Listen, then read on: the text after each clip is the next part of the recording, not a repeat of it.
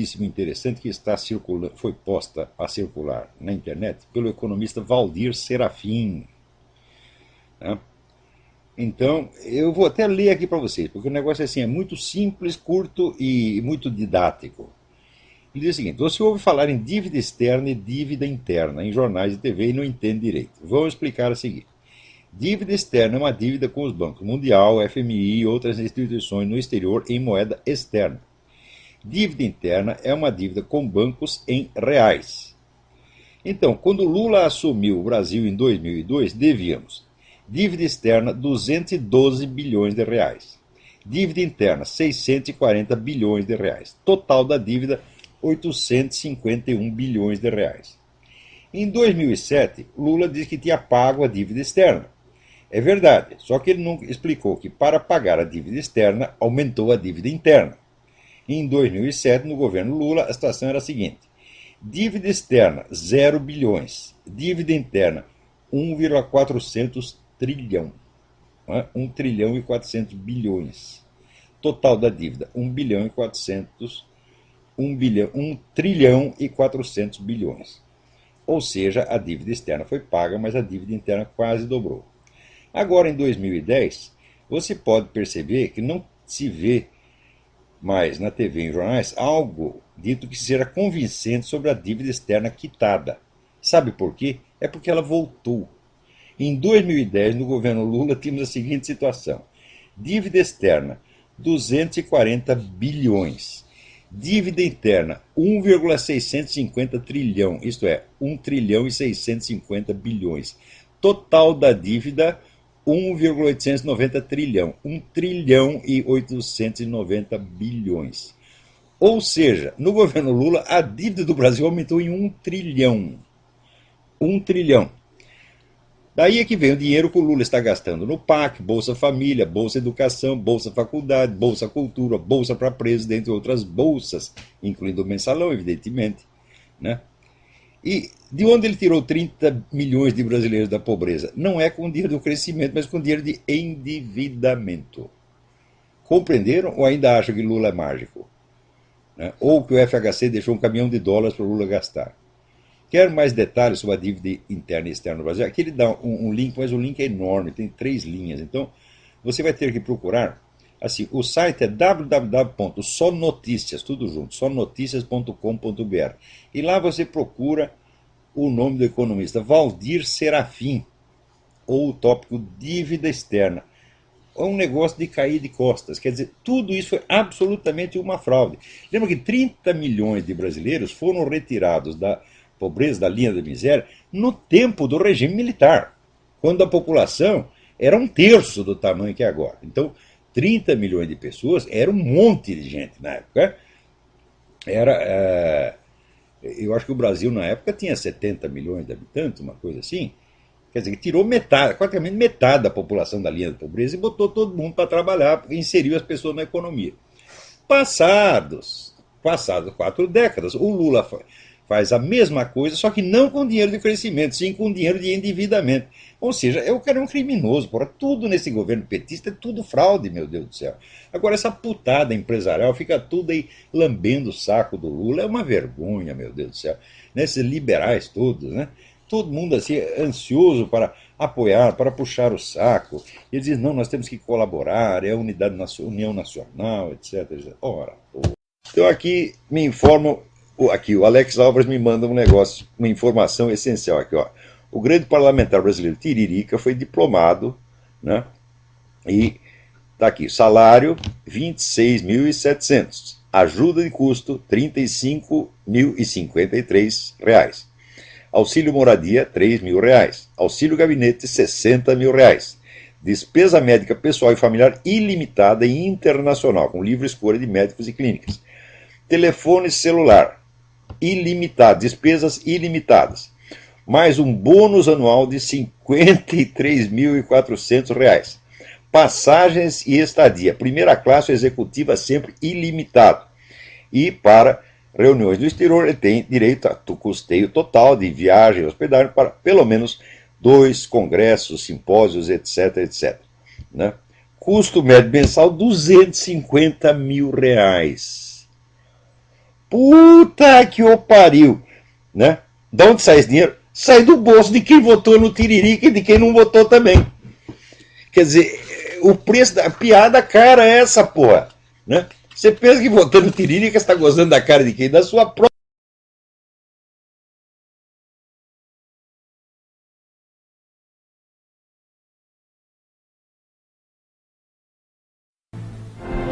A Suécia ainda é uma monarquia, mas o rei já perdeu todos os poderes.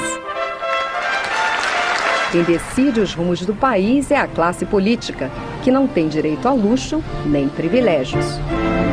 Deputado federal na Suécia vive em apartamentos funcionais como este, de 40 metros quadrados. Um único cômodo serve de sala e quarto de dormir. É espaço suficiente para os parlamentares viverem na capital durante a semana, diz a chefe do setor. Nenhum apartamento funcional tem máquina de lavar roupa. A lavanderia é comunitária e os deputados precisam marcar hora na agenda para lavar a roupa suja. Alguns deputados têm ainda menos espaço, 18 metros quadrados. Aqui, até a cozinha é comunitária. Não há empregados e as regras são rígidas. Deixe tudo limpo. Até a década de 90, apartamentos funcionais nem existiam aqui na Suécia. Os parlamentares dormiam em sofás-cama no próprio gabinete, aqui no parlamento. O gabinete do deputado tem 18 metros quadrados. Nenhum parlamentar tem secretária nem assessor particular. E nenhum deputado tem direito a carro com motorista. Sou eu que pago os políticos, diz este sueco. Não vejo razão nenhuma para o dinheiro do contribuinte ser usado para dar a eles uma vida de luxo. A residência oficial do primeiro-ministro tem 300 metros quadrados, mas não há empregados para cuidar das tarefas domésticas.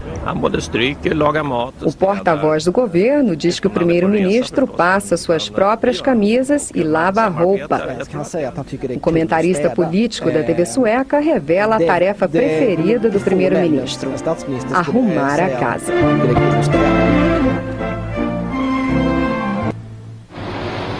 A sede da Prefeitura de Estocolmo é famosa pelo luxo e a pompa do banquete do Prêmio Nobel, que todo ano acontece ali. Mas quando a festa acaba e os políticos voltam, a situação é bem diferente. Na Suécia, prefeitos e governadores não têm direito à residência oficial. Deputados estaduais e vereadores não recebem sequer salário e também não têm direito a gabinete. Trabalham de casa. Karen Rankvist recebe da prefeitura um computador para trabalhar de casa como vereadora. Assim como os deputados estaduais, ela tem apenas uma gratificação equivalente a R$ 280 por mês. Salário de verdade, ela ganha como funcionária de uma creche. Somos eleitos para representar o cidadão comum e cidadãos comuns trabalham, diz Karen. Já um deputado federal ganha o equivalente a R$ 13 mil, o que na Suécia é aproximadamente o dobro do salário de um professor. Deputados do interior não recebem verba indenizatória para pagar despesas como aluguel de escritório. Quando está em seu estado de origem, o deputado trabalha de casa e usa a sede local do partido ou a biblioteca pública para fazer reuniões. Farras aéreas não costumam fazer parte do noticiário político. Nenhum deputado tem direito à cota de passagens e todos os voos devem ser marcados na agência de viagens do parlamento. O político sueco também não tem impunidade garantida pelo cargo. A Suécia não oferece imunidade aos seus políticos. Ela comprou uma barra de chocolate e outros itens pessoais com o cartão do governo e pagou caro. Perdeu o cargo de vice-primeira-ministra. O escândalo ficou conhecido na década de 90 como caso Toblerone e ainda assombra a carreira política de Mona Sahlin, que concorre ao cargo de primeira-ministra nas eleições de setembro na Suécia. Desrespeitado público! vocês, Abelardo Camarinha.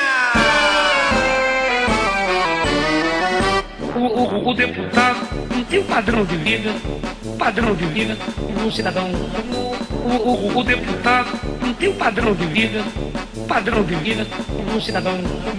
Então eu duvido quem sobreviva com o salário de 11, 12 mil. Então eu duvido quem sobreviva com o salário de 11, 12 mil. Ele é padrinho de casamento, ele é padrinho de formatura, ele tem bases eleitorais, ele tem despesa extra. Agora todo mundo cantando junto. O deputado não tem padrão de vida um cidadão comum. O deputado não tem padrão de vida um cidadão comum. Então eu duvido quem sobreviva com salário de 11, 12 mil. Então eu duvido quem sobreviva com salário de 11, 12 mil. Ele é padrinho de casamento, ele é padrinho de formatura, ele tem bases eleitorais, ele tem despesa extra.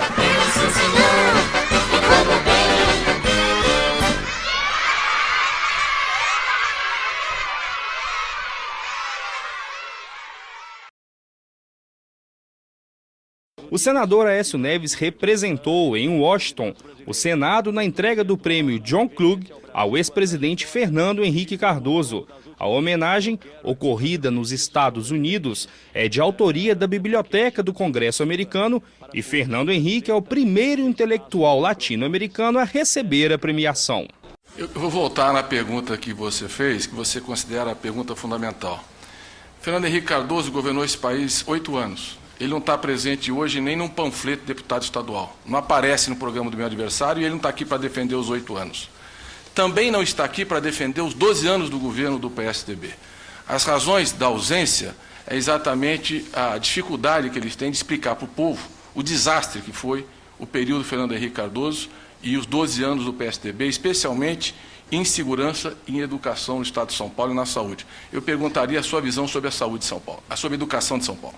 Olha, ô Aloysio, eu tenho aqui na minha mão um negócio da Unafisco aí, que mostra o seguinte: em 2001 e 2002, o Fernando Henrique Cardoso pagou de dívida 45%.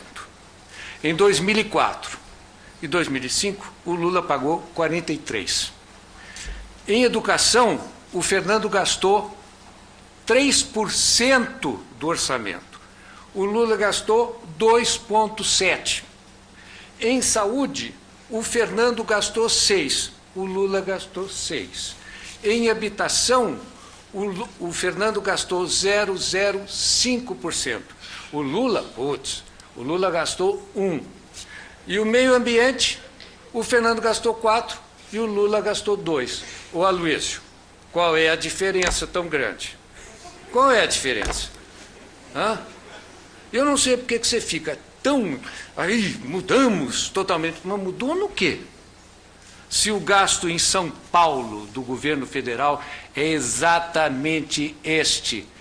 Dados da Unafisco, auditores da Fazenda Federal, auditores da Fazenda Nacional. De modo que eu nem uso meu tempo inteiro aqui. Você responde. Candidato Aloysio Mercadante, o senhor tem 1 minuto para a réplica. O tempo que ele me deu. Não, 1 minuto para a réplica. Olha, primeiro, Plínio, nesses 8 anos do governo Fernando Henrique Cardoso, eles quebraram o país, levaram para o FMI, endividaram interno e externamente o país, privatizaram 76% do patrimônio público e conduziram o país para uma crise econômica e social sem precedentes. Nós tiramos o país da FMI, reduzimos a dívida externa, a vida do povo nunca teve tão barata como está agora, a inflação está abaixo de 4%, Nós criamos em São Paulo, só em programas sociais, investimos 2 bilhões e 400 milhões de reais esse ano. 2 bilhões e 400 milhões de reais. 1 milhão e 100 mil famílias têm direito ao Bolsa Família. O salário mínimo é o melhor poder de compra dos últimos 30 anos aqui na nossa capital.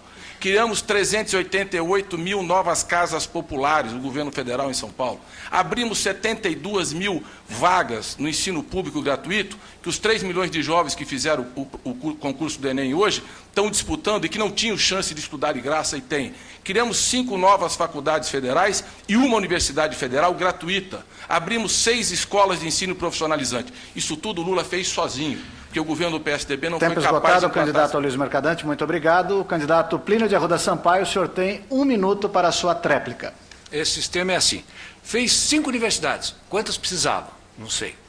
Fez 375 mil casas. Quanto precisava? 1 milhão e 400. Quer dizer, o que precisa ver é o seguinte, Aloysio, precisa comparar um com o outro. Está aqui, ó. Está aqui. Unafisco. Depois, se quiser, é que é pequenininho. Mas está aqui.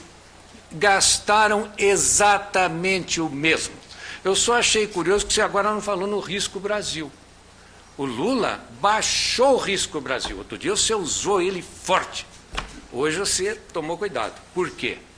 Porque o Risco Brasil não é o risco do brasileiro, é o risco do investidor no Brasil, é o risco do Soros, é o risco dos fundos de pensão dos Estados Unidos. O risco do brasileiro é outro, é que o Soros tire o dinheiro daqui e aí a Bolsa Família vai para o brejo, porque esta economia é profundamente vulnerável.